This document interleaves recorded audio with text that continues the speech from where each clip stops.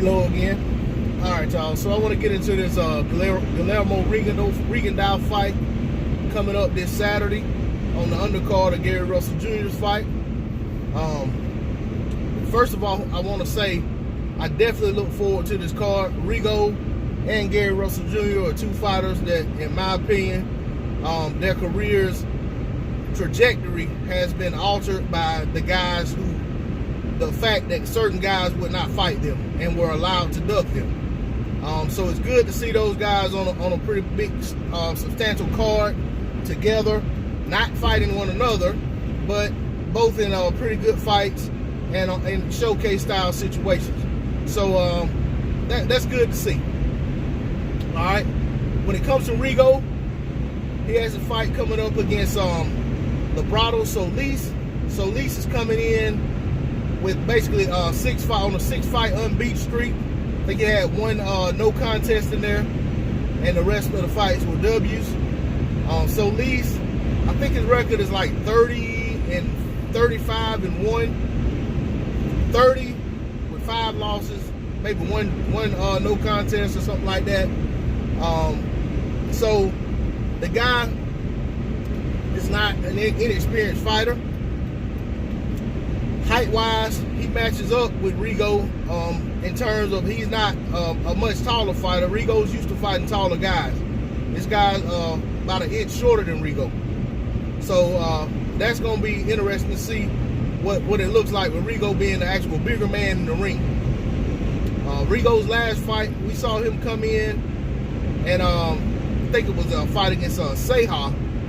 And early on in the fight, it looked like Rigo was going to get an early stoppage. As the fight went on, it started to look like Rigo himself might get stopped, or at the very least, end up coming down to a very close decision on the scorecards.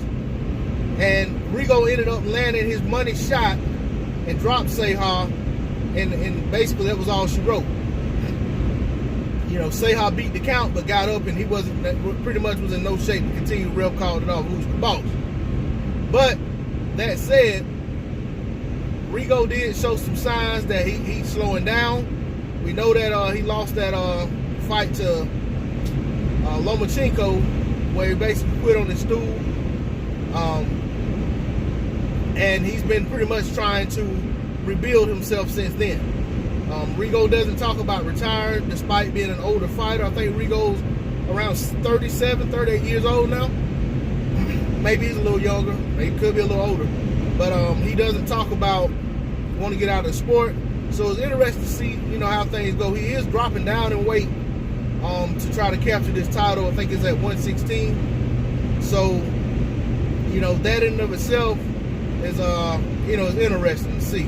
Because, sometimes these older fighters go down in weight, and it creates a whole different dynamic for them, and they don't look like the same fighter in some cases. In some cases, they're rejuvenated. So it's it's interesting to see. I picked Rigo to win this fight by stoppage. I can't remember what round I called it in, but definitely thinking that he's gonna hold true to that. But if he doesn't, I can't say I'd be surprised. He is 30, late in his late 30s. So at some point, age catches up with Father Time's undefeated. So we'll see how it plays out. D-Lo 404 Boxing. Please like, share, comment, and subscribe. Shout out to the LDBC. Shout out to Marlo's Corner, Trey X, and the whole block fam. I'm out. Peace.